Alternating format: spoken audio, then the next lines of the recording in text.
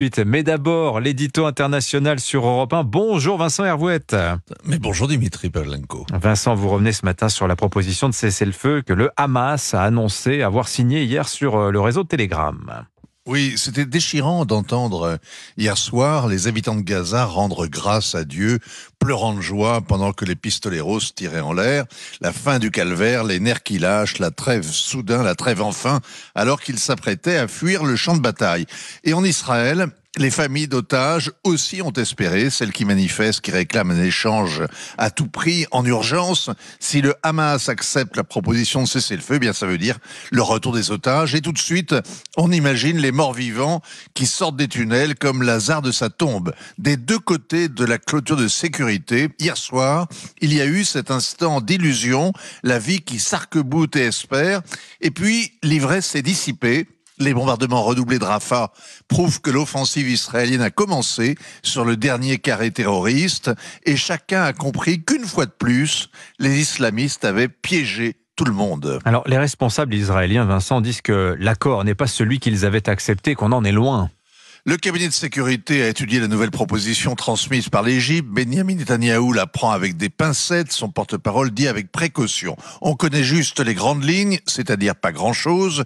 3 phases de 42 jours chacune, avec le retrait complet, le retour des déplacés, l'échange des otages contre des prisonniers. Et puis au bout de ces 4 mois, un cessez-le-feu permanent. Comme toujours, le diable est dans les détails et aujourd'hui, les grands Manitou des services de renseignement israéliens vont au Caire avec une longue cuillère.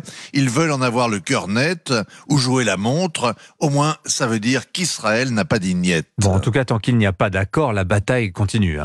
Le feu ne va pas cesser, il va redoubler. Hier a débuté l'assaut contre Rafah, obstinément annoncé par Benyamin Netanyahou, malgré les mises en garde universelles, malgré l'opposition des Américains. Le 1,2 million de réfugiés qui s'y entassent est sommé d'évacuer tout de suite. Les bombardements intenses préparent l'offensive au sol.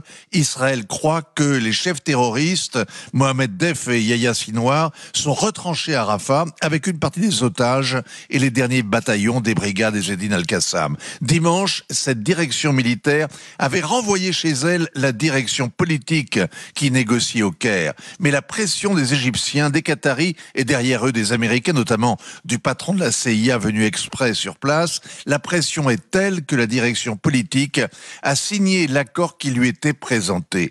Pour Yahya, l'heure de vérité vient de sonner. Depuis octobre, sa stratégie est limpide. Il compte résister à l'assaut jusqu'à ce que la communauté internationale lie les mains d'Israël. Sortir vivant de Gaza sera sa victoire. On en est là. Alors, la pression s'accentue aussi sur Benyamin Netanyahou, Vincent. Le cœur des pleureuses l'indiffère, mais il y a Joe Biden qui craint de perdre à Rafah toute chance d'être réélu en novembre. Il lui a téléphoné hier pendant une demi-heure. Pour la première fois, les Américains ont même bloqué une cargaison de missiles en cours de livraison. Benyamin Netanyahou est piégé. Il est sommé de résister à ses ministres va-t-en-guerre au risque de perdre sa majorité. Chaque camp, donc, est divisé et tous les deux affaiblis. Ça rappelle l'époque d'Arafat avec les palabres qui se sont éternisés et les ultras qui n'en voulaient pas et qui ont gagné à l'usure. À Gaza, l'épilogue se joue en accéléré. Il doit être bouclé dans les 10 jours. Il y a quand même une lumière au bout de ce tunnel. Le décryptage européen signé Vincent Hervouette. Merci beaucoup, Vincent.